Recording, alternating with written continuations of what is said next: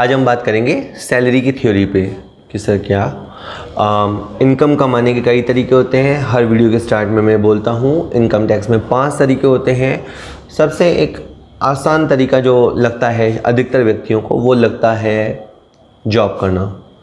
Job करने से जो इनकम आती है, जब आप किसी के यहाँ नौकरी करते हैं तो आप होते हैं एम्प्लॉय, और जो आपका बॉस होता है जो आपको नियुक्त करता है नियोक्ता, एम्प्लॉयर जो आपको एम्प्लॉय करता है एम्प्लॉयर, तो वहाँ से आपको जो मिलता है। अब जनरली क्या होता है कि अगर आप छोटी जगह पे नौकरी करते हैं तो वहाँ केवल एक सैलरी मिलता है और वो कैश फॉर्म में मिलता है।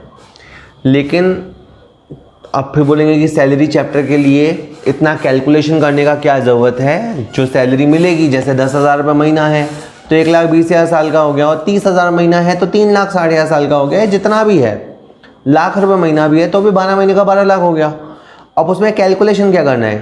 तो होता क्या है कि व्यक्ति को सैलरी के अलावा बहुत सारे अलाउंसेस मिलते हैं, बहुत सारे भत्ते मिलते हैं कुछ नौकरियों में। अब फिर भत्ते कई तरह के होते हैं। कुछ ऐसे होते हैं जो टैक्सेबल होते हैं, यानी आपकी आय में जोड़े जाते हैं। कुछ ऐसे होते हैं जो एग्जेम्प्ट होते हैं, जो आपकी आय में नहीं जोड़े जाते। कुछ ऐसे होते हैं जो कंडीशनल होते हैं, पार्टली अलाउेबल होते हैं, पार्टली टैक्सेबल होते हैं, पार्टली फ्री होते हैं। इसी तरह से कई आपको फैसिलिटी मिलती हैं। अगर आप एक अच्छी जॉब में हैं और तो आपको अपने एम्प्लॉयर से बहुत सारी फैसिलिटीज़ मिलती हैं, तो उन फैसिलिटीज़ को हम मनी में कन्वर्ट करते हैं। तो इस तरह से सैलरी का चैप्टर बनता है, ठीक है। इसके अलावा और कमाने के तरीके, बिजनेस करना, ब्याज वगैरह कमाना, रेंट कमाना, ये सब बाकी इनकम होती है। आज का अपना जो टॉपिक रहेगा उसमें सैलरी से होने वाली इनकम पे हम बात करेंगे। और हमेशा की तरह अपना जैसे इन दिनों में चल रहा है कि क्वेश्चन आंसर की भाषा में अपन क्वेश्चंस को आंसर करेंगे। इससे थोड़ा थोड़ा एक फ्रेमवर्क तो आपको क्लियर होगा ही होगा अगर आप ध्यान से सुनते हैं। तो चलिए शुरू करते हैं। सैलरीज जिस पे हम बात करने वाले हैं, पहला क्वेश्चन आया आपके सामने स्क्रीन पे। मैं कोई केबीसी वाला अमिताभ बच्चन तो हो नहीं। When is remuneration taxable under the head income from salary? कब पारिश्रमिक, देखिए आप परिश्रम करते हैं, हिंदी में बात करें, आप परिश्रम करते हैं तो आपको पारिश्रमिक मिलता है। आप हार्ड वर्क करते हैं तो आपको वहाँ से रेम्यूनरेशन मिलता है। तो कब हम उसे सैलरी नाम देंगे? तो देखिए, अगर आपके यानी काम करने वाले और काम कराने वाले एम्प्लॉय और एम्प्लॉयर का रिलेशन है, यानी दो व्यक्तियों के बीच में एम्प्लॉय एम्प्लॉयर का रिलेशन है, तो एम्प्लॉय को जो पैसा मिलेगा उसे सैलरी माना जाएगा। अब मान लो एक सीए है, चार्टेड अकाउंटेंट है, वो किसी के यहाँ जाके ऑडिट करता है, मान लो 15 दिन वहाँ जाता है और ऑडिट करता है, तो क्या वो उसका एम्प्लॉय, या थोड़ा तीखे शब्दों में कहें, क्या वो उसका नौकर है? आप बोलेंगे नहीं, वो उसका नौकर नहीं है या उसका एम्प्लॉय नहीं है। तो बस अब यहाँ पे जो सीए साहब को फीस मिलेगी ना, उसे सैलरी नहीं कहेंगे। आपको किसी ने कोई काम बोला, आपने वो डील करवा दी, आपको 10,000 मिले। क्वेश्चन खुद से पूछना है कि क्या हम उसके नौकर हैं, क्या हम उसके एम्प्लॉय हैं? नौकर होना कोई बुरी बात नहीं है, नौकरी शब्द से नौकर शब्द जुड़ा हुआ है। अब आपको बुरा लगे तो अलग बात है। तो क्या हम उसके यहाँ जॉब करते हैं? क्या वो हमारा बॉस है? क्या वो हमें ऑर्डर देता है? क्या हमें उसके बताए हुए नियम कायदे में चलना पड़ता है? अगर ऐसा कुछ है, अगर आपके और उसके बीच में एम्प्लॉय का रिलेशन है, तो फिर इनकम सैलरी हेड में जाएगी। ये मेन शर्त होती है, इस चैप्टर को अट्रैक्ट करने की सबसे मेन शर्त होती है। तो कहता है जब पारिश्रमिक जो रेम्यूनरेशन होता है नियोक्ता से मिलता है, और कर्मचारी नियोक्ता, जिसे मैं बोल रहा हूँ ना एम्प्लॉय एम्प्लॉयर रिलेशन, इस रिलेशन की वजह से मिलता है, तो फिर वो सैलरी हेड में जाता है। अगेन मैं आपको एग्जांपल दूँ। एक टीचर है, ट्यूशन कराता है, पैसे मिलते हैं। अब मुझे बताओ, पैसे मिल रहे हैं, परिश्रम कर रहा है, पारिश्रमिक मिल रहा है। क्या वो टीचर बच्चों का या उनके पेरेंट्स का नौकर है, एम्प्लॉय है? नहीं नहीं ना। तो बस उसे जो फीस मिलेगी वो सैलरी हेड में नहीं जाएगी। अब वो कहाँ जाएगी? बिजनेस में जाएगी या अदर सोर्स में जाएगी, वो बात का मैटर है। अगर कोचिंग कराना उसका मेन काम हुआ तो बिजनेस में चली जाएगी। अगर वो उसका साइड प्रोफेशन है तो वो उसका अदर सोर्स में चला जाएगा, पर वो सैलरी हेड में नहीं जाएगा। आई थिंक मैं क्लियर कर पाया। सेकंड क्वेश्चन है, क्या राज्य विधानसभा सदस्य एमएलए साहब क्या बात है। एमएलए साहब को जो सैलरी मिलती है वो सैलरी हेड में जाएगी, यदि नहीं तो क्यों नहीं जाएगी? तो अब आप पहले तो ये समझ लो कि जो एमएलएज होते हैं, है ना, लेजिस्लेटिव असेंबली में जो जीतते हैं, जो एमएलए साहब होते हैं, मेंबर ऑफ लेजिस्लेटिव असेंबली, उनको जो तनख्वाह मिलती है, या जो एमपीस होते हैं, मेंबर ऑफ पार्लियामेंट, उनको तनख्वाह उनको भी मिलती है, ठीक है, उनको भी तनख्वाह मिलती है, लेकिन वो उस राज्य के जहाँ से वो चुने गए विधानसभा क्षेत्र से वगैरह से विधायक साहब, वो वहाँ के नौकर नहीं होते। इनफैक्ट वो वहाँ के रिप्रेजेंटेटिव होते हैं, वहाँ के प्रतिनिधि होते हैं, वहाँ के जनता के नुमाइंदे होते हैं वो, लेकिन वो सरकारी नौकर नहीं होते। तो इसलिए उनको जो वेतन मिलेगा, कहेंगे उसे वेतन ही, लेकिन वो सैलरी हेड में नहीं जाएगा। मिलेगी सैलरी, लेकिन सैलरी हेड में नहीं जाएगी। तो फिर कहाँ जाएगी? वो अदर सोर्स में जाती है। आप ये समझिए कि इनकम टैक्स में कैरेक्टर बड़ा इंपॉर्टेंट होता है कि जो अब आप कभी, मैं पहले सोचता था कि इनकम तो इनकम है, आप उसे सैलरी हेड का नाम दे दो या पीजीबीपी का नाम दे दो, की फ़र्क पैदा है? ऐसा नहीं होता। आप इनकम के कैरेक्टर के साथ छेड़छाड़ नहीं कर सकते। थोड़ा सा सोच समझ के आपको सोचना पड़ेगा कि ये कहाँ फॉल करती है। तो एमएलए साहब को मिलने वाली सैलरी हेड में फॉल नहीं करती, वो अदर सोर्स हेड में फॉल करती है। ओके, चलिए आंसर देख लेते हैं। कहते हैं नहीं, एमएलए को जो वेतन मिलता है, चूंकि वो साहब जो हैं वो सरकारी कर्मचारी नहीं होते, बल्कि वो जो होते हैं वो जनता के प्रतिनिधि होते हैं, तो ये इनकम सैलरी हेड में नहीं जाएगी, क्योंकि एम्प्लॉय एम्प्लॉयर रिलेशन इस्टेब्लिश नहीं होता। चलिए आगे क्वेश्चन बोलते हैं। और अब वापस वही एक घिसा पिटा क्वेश्चन पीछे पड़ गया है कि सैलरी हेड की गणना करते समय एम्प्लॉय एम्प्लॉयर रिलेशन का क्या महत्व है? तो ये महत्व ही सबसे ज़्यादा इस बात का है, ये इस्टेब्लिश होगा कि काम करवाने वाला एम्प्लॉयर है और काम करने वाला एम्प्लॉय है, तो ही ये चैप्टर अट्रैक्ट होगा, वरना फिर कोई और चैप्टर लगेगा। ओके, चलिए। तो कहता है किसी आय पर कोई इनकम हो, उसको अगर आपको सैलरी हेड में डालना है, वेतन शीर्षक में डालना है, तो ये ज़रूरी है कि आय जो दे रहा है, जो भुगतान कर रहा है और जो आय प्राप्त कर रहा है, उसके मध्य नियोक्ता व कर्मचारी वाला संबंध हो। और अगर उनके बीच में संबंध नहीं है तो हम सैलरी हेड में टैक्स नहीं लगा सकते। इसीलिए पहले सबसे पहले बेसिक चेक होते हैं, ठीक है। चलिए अगला क्वेश्चन है। अब एक और क्वेश्चन इससे ही जुड़ा हुआ है कि क्या एक फर्म के साझेदार को फर्म से जो रेम्यूनरेशन मिलता है वो सैलरी माना जाएगा? सोचो, ए बी सी 3 पार्टनर हैं, ए और बी ने पैसा लगाया और सी उसमें एक्टिव पार्टनर है। सुबह दुकान खोलता है, रात को दुकान बंद करता है, पूरी मेहनत वो करता है और 20,000 रुपये महीना तय हुआ, 2,40,000 उसे सैलरी मिलती है। नाउ द क्वेश्चन इज कि सी को जो सैलरी मिलेगी, क्या वो सैलरी हेड में जाएगी? द आंसर इज नो, वो सैलरी हेड में नहीं जाएगी, बल्कि वो पीजीबीपी हेड में जाएगी। गजब बात तो यह है कि एक पार्टनर को अपनी फर्म से पार्टनर की हैसियत से, इनफैक्ट एक्टिव पार्टनर की हैसियत से जो सैलरी, कमीशन, बोनस कुछ भी मिलता है, वो उसकी बिजनेस इनकम मानी जाएगी, वो उसकी बिजनेस इनकम मानी जाएगी। इसका आप लॉजिक यूँ सेट कर सकते हैं मन में याद करने के लिए, कभी उलझें तो। फर्म वो पैसा किस में से दे रही है? बिजनेस इनकम में से। फर्म जो उसको 20,000 रुपये महीना मल्टीप्लाई 12, 2,40,000 दे रही है, वो किस में से दे रही है? बिजनेस इनकम में से। तो वो जो पार्टनर को मिलेगी ना सैलरी वगैरह, वो उसकी बिजनेस इनकम में माना जाएगा, वो उसकी सैलरी इनकम में नहीं माना जाएगा। ओके। और एक और रीज़न है कि जो पार्टनर होते हैं ना ABC, वो अपनी फर्म के नौकर नहीं होते, वो अपनी फर्म के मालिक होते हैं, जॉइंट ओनर होते हैं, वो नौकर नहीं होते। ठीक है, नौकर शब्द बुरा लगता हो तो कर्मचारी शब्द याद रख लो, वो कर्मचारी नहीं होते। ठीक है। और आपने कभी पार्टनरशिप ध्यान से पढ़ी हो तो आपने को ध्यान होगा कि जो पार्टनर होते हैं वो फर्म के मालिक भी होते हैं और फर्म के एजेंट भी होते हैं। वहाँ एक ख़ास तरह का रिलेशन होता है, म्यूचुअल एजेंसी रिलेशन, कि अब जो पार्टनर है वो फर्म का ओनर भी होता है और फर्म का रिप्रेजेंटेटिव होने के नाते फर्म का एजेंट भी होता है। ठीक है। तो चूंकि वो कर्मचारी नहीं होते, चूंकि वो एम्प्लॉय नहीं होते, तो पार्टनर को मिलने वाली सैलरी हेड में नहीं जाती।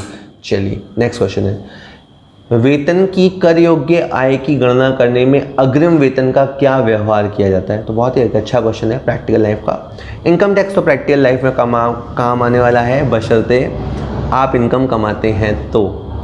जो इनकम कमाएगा टैक्स भरेगा तो कैलकुलेशन में करेगा। अब कई लोग होते हैं अल्लाह के बंदे की बात नहीं है, कई लोग होते हैं मस्त मौला, क्या करेंगे कमा के, क्या रखा है, मोह माया है। मत कमा भाई, ना तो कमाएगा ना तेरे को टेंशन होगी। तो चैप्टर उनके लिए है जो जीवन में कुछ कमाने वाले हैं, ठीक है। तो मुफ्त की रोटियां तोड़ जिसको तोड़नी है। चलो तो देखिए क्वेश्चन ये है कि बुरा नहीं मानिएगा, ठीक है। जो लोग नहीं लाइफ में कुछ करते, ना बिज़नेस करना चाहते हैं, ना जॉब करना चाहते हैं, तो फिर उनके लिए क्या कहा जाए, ठीक है। तो वही लोग दिल पे लें जिनको लेना है, बाकी लोग मस्त रहो, कुछ नहीं, खूब कमाएंगे अपन पैसे।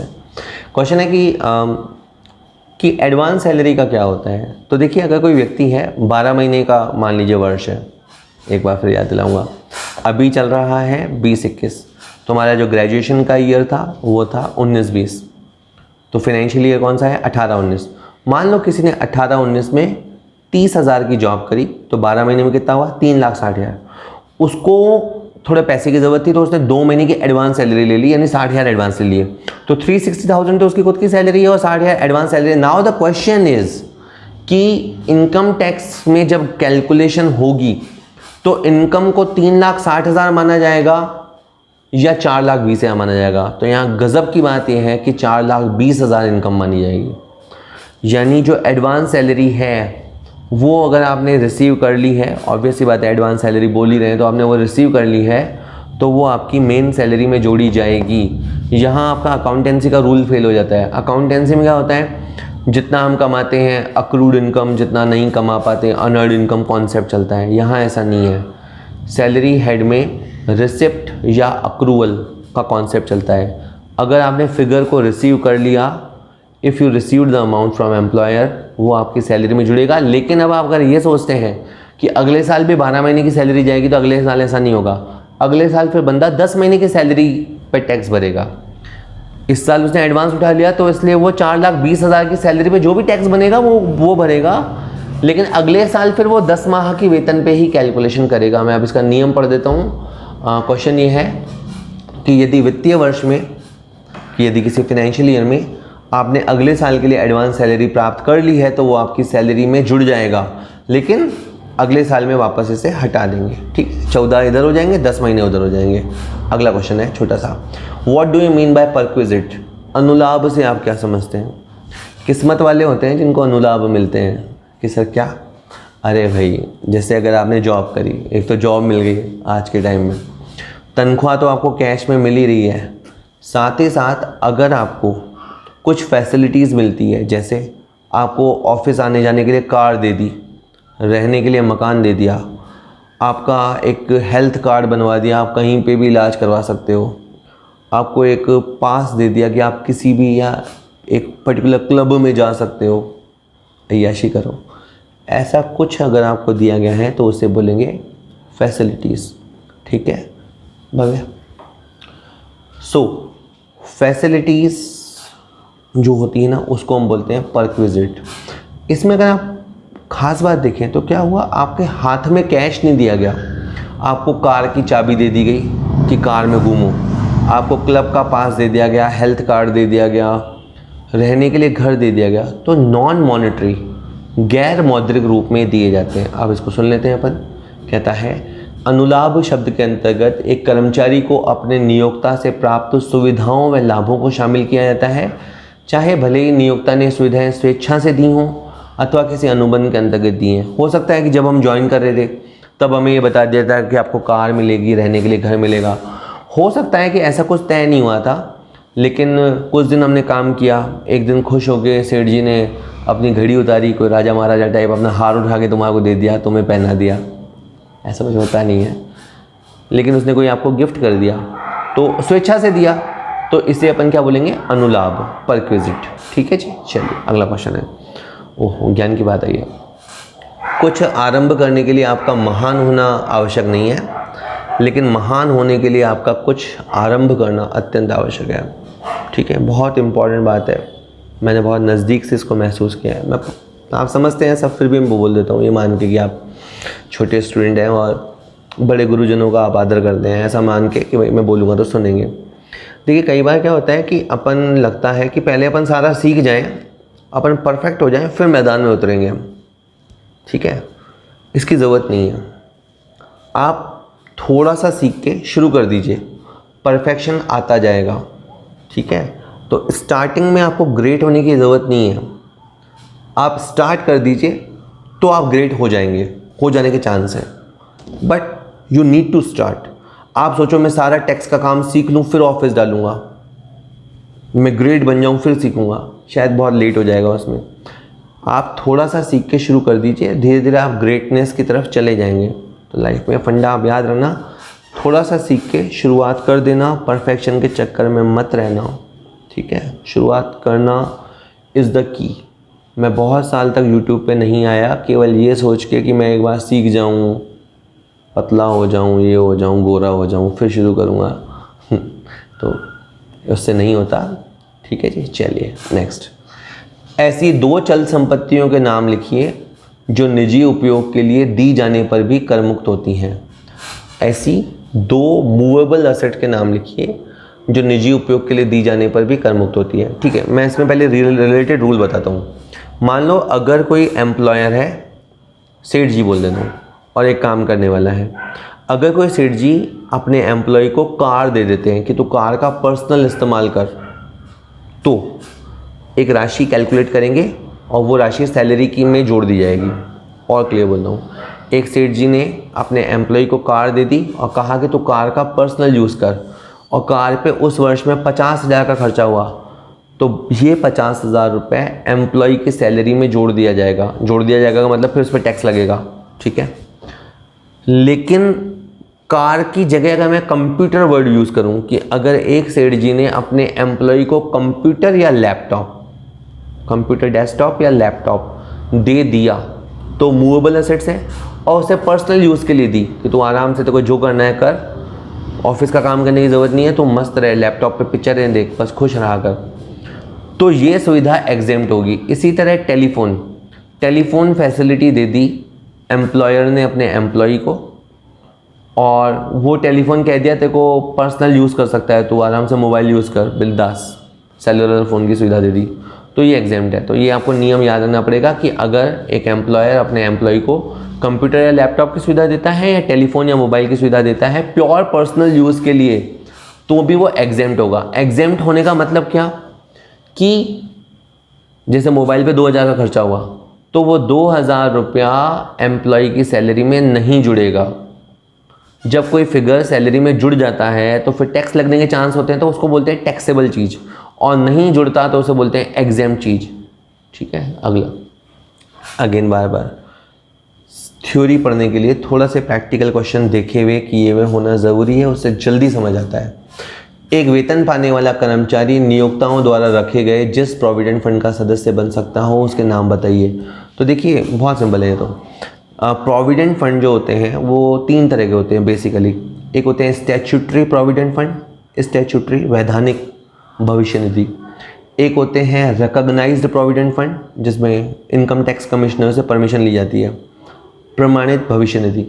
और एक होता है अनरिकॉग्नाइज्ड प्रोविडेंट फंड, अप्रमाणित भविष्य निधि। तो 3 तरह के प्रोविडेंट फंड है जिसमें एम्प्लॉय सदस्य बन सकता है। बेसिकली क्या होता है प्रोविडेंट फंड में, क्या होता है कि जैसे किसी व्यक्ति की तनख्वाह है मान लो 40,000, तो एम्प्लॉयर उसे 40,000 पूरे नहीं देगा, मान लो उसे वो 36,000 देगा, 4,000 उसके काटेगा, फिर 4,000 एम्प्लॉयर अपनी तरफ से मिलाएगा, 4 एम्प्लॉय के काटे, 4 अपनी तरफ से मिलाएगा और 8,000 रुपये एक फंड में जमा कराएगा। और वो फंड स्टैट्यूटरी हो सकता है, रिकॉग्नाइज हो सकता है या अनरिकॉग्नाइज हो सकता है, और जिस तरह का वो होगा उसी तरह से उसके फिर टैक्सेबिलिटी इम्पैक्ट होते हैं। अभी के लिए समाचार ये है कि प्रोविडेंट फंड 3 तरह के होते हैं। चलो जी ठीक है, तो ये तीनों तरह के नाम एक बार आप अच्छे से देख लेना, रोक के देख लो वीडियो आराम से, कोई ऐसी दिक्कत नहीं है। मुफ्त मकान के साथ दी गई फर्नीचर की सुविधा का मूल्यांकन किस प्रकार किया जाता है। ठीक है, कहानी क्या है कि एक एम्प्लॉयर है, उन्होंने अपने यहाँ काम करने वाले को रहने के लिए मकान दिया। मकान तो दिया ही दिया, इतने दयालु हैं कि उन्होंने फर्नीचर भी दिया। अब इसमें दो स्टोरी हो सकती है। जो फर्नीचर उसे दिया ना, या तो हो सकता है वो सेठ जी का हो और 50,000 का हो और सेठ जी का हो, तो आपको 50,000 का 10% पकड़ना है 5,000, और 5,000 रुपये एम्प्लॉय की सैलरी में जोड़ा जाएगा। यानी एम्प्लॉय की सैलरी में क्या जोड़े जाएंगे, एक तो उसको मिलने वाला वेतन, एक मकान की जो फैसिलिटी है उसका मूल्य, और जो फर्नीचर की फैसिलिटी है उसका मूल्य, जिसका तरीका होता है फर्नीचर की लागत का 10%। सीन 2 कि 50,000 का फर्नीचर एम्प्लॉय को दिलाया गया और एम्प्लॉयर ने वो किराए पे लिया। आप देखोगे आपका सेठ आपके लिए कितना कर रहा है कि आपको सोफ़ा वगैरह दिया गया और वो उस बेचारे ने कहीं से किराए पे अरेंज किया है, और 8,000 रुपये किराया दिया है। मान लो आपको लगेगा ऐसा सेठ कहाँ मिलेगा, मैं तो बात कर रहा हूँ कि अगर सेठ जी ने आपको फर्नीचर देने के चक्कर में 8,000 रुपये किराया दिया है, तो वो 8,000 आपकी सैलरी में जुड़ा जाएगा। इसे हिंदी में अनुलाभ और अंग्रेजी में परक्विजिट कहते हैं, और प्यार से उसको बोलते हैं पर्क्स। खाने वाली पर्क होती है ना, वही पर्क्स कहते हैं। ठीक है, बड़े शहरों में नौकरी करते हैं ना तो लोग पर्क्स के दीवाने हैं। ठीक है जी, चलो आगे सुन लेते हैं। पहले इसमें सुन लें कि अगर आपको फर्नीचर दिया गया, फर्नीचर के नाम पे जैसे टेलीफोन, रेडियो, फ्रिज, एसी दिया गया, तो उसकी जो कॉस्ट होगी उसका 10% निकालेंगे और वो आपकी सैलरी में जुड़ेगा। और अगर वो आपको किराए पर लाकर दिया गया है, आपको तो मिल गया, आपको तो उससे मतलब है, पर सेठ जी अगर उसके लिए किराया दे रहे हैं तो वो जो किराया होगा वो आपकी सैलरी में जोड़ा जाएगा। अगला क्वेश्चन है, ऐसी 2 सुविधाओं के नाम लिखिए जो वेतन शीर्षक की सैलरी निकालते समय कर मुक्त होती है। मतलब ऐसी सुविधाएं बताओ जो आपको मिलेगी लेकिन उस पर टैक्स नहीं लगेगा। तो अभी मैंने बताया ना, अगर आपको कंप्यूटर या लैपटॉप मिलता है, अगर आपको टेलीफोन या सेलुलर फ़ोन यानी मोबाइल मिलता है, तो वो आपके लिए एग्जेम्प्ट होता है। इसी तरह अगर आपको 20,000 तक का लोन मिलता है, तो जो ब्याज फैसिलिटी हुई, कहीं से आप और लेते, कहीं से आप उधार लेते तो ब्याज भरते, और आपको 20,000 तक का लोन उन्होंने दे दिया बिना ब्याज के लिए, या किसी बीमारी के लिए लोन दे दिया बिना ब्याज के, तो ये सारी फैसिलिटीज़ एग्जेम्प्ट होती हैं। चलिए जी देख लेते हैं।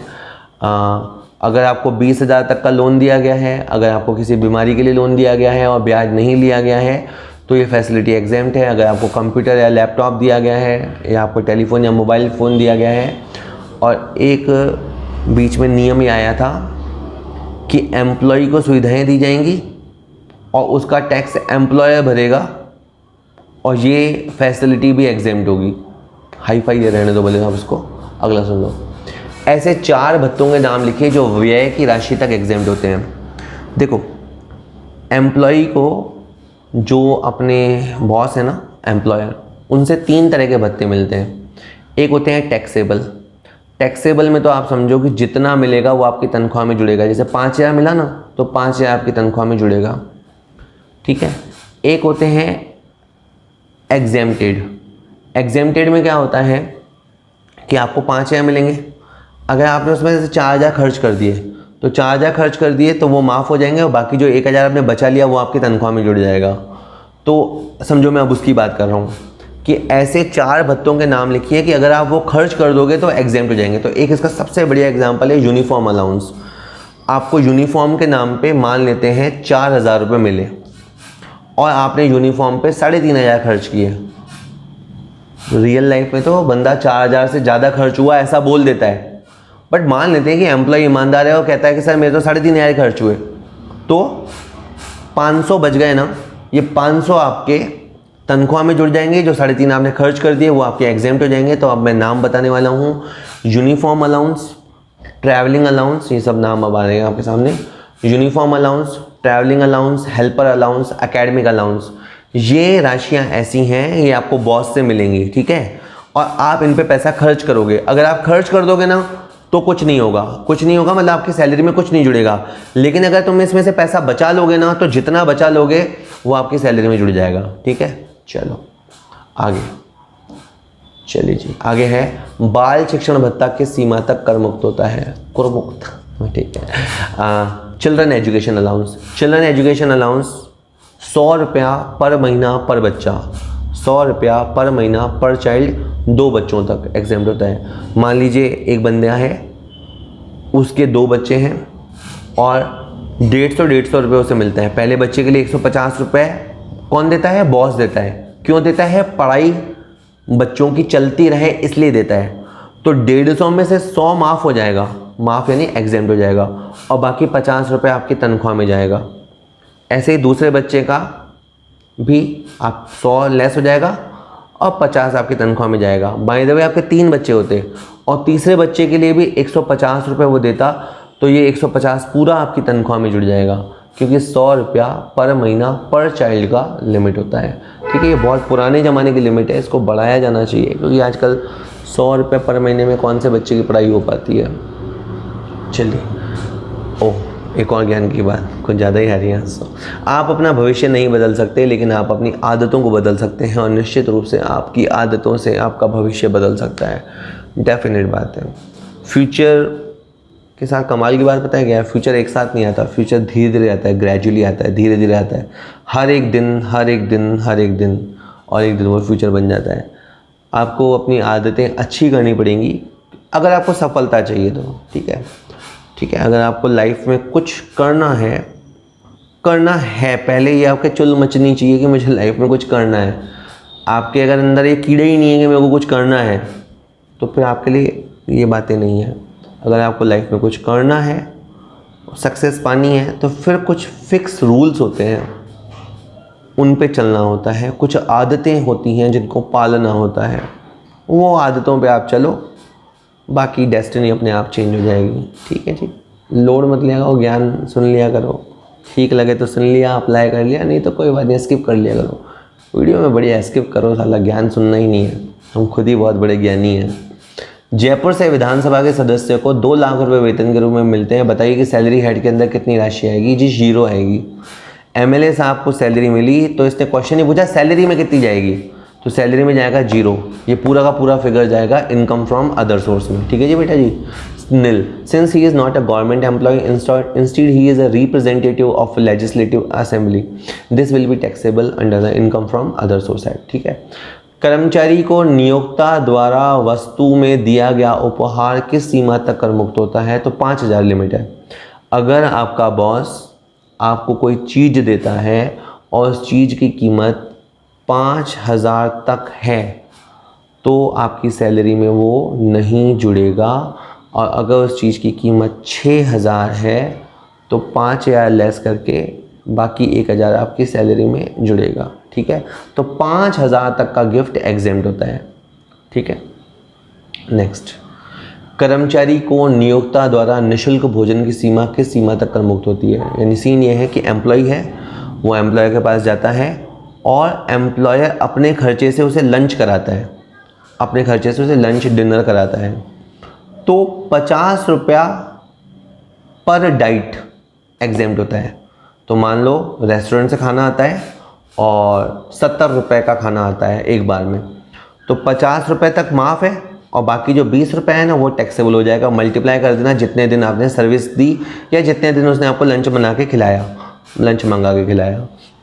50 रुपया पर डाइट एग्जेम्प्ट होता है, उसके बाद वाला हिस्सा टैक्सेबल होता है। इसके अलावा चाय नाश्ता एग्जेम्प्ट होता है, सही में ये रूल है, मजाक नहीं कर रहा हूँ। चाय नाश्ता जो होता है वो एग्जेम्प्ट होता है, और लंच में 50 रुपये का रूल होता है। ठीक है, आगे और सुन लेते हैं। नेक्स्ट है, क्या निजी प्रयोग के लिए कर्मचारी को दी गई मोटर कार की सुविधा कर मुक्त हो सकती है? यदि हाँ तो उन परिस्थितियों बताइए। देखिए, जनरली क्या होता है कि अगर कर्मचारी को मोटर कार दी जाएगी और वो भी उसके पर्सनल यूज़ के लिए दी जाएगी, तो कार पे जितना खर्चा होगा वो सब उसकी सैलरी में जुड़ जाएगा। इससे बचने का अगर एक तरीका है तो वो ये है कि ये साबित हो जाए कि वो कर्मचारी विशिष्ट कर्मचारी नहीं है। अगर समहाउ ये साबित कर दिया जाए कि वो जो कर्मचारी है वो स्पेसिफाइड कर्मचारी नहीं है, तो फिर ये सुविधा एग्जेम्प्ट हो जाएगी। स्पेसिफाइड कर्मचारी कैसे होते हैं, इसके लिए आपको सर्च करना पड़ेगा किताब के अंदर, अभी बताऊंगा तो सर पड़ जाएगा आपका। आगे है,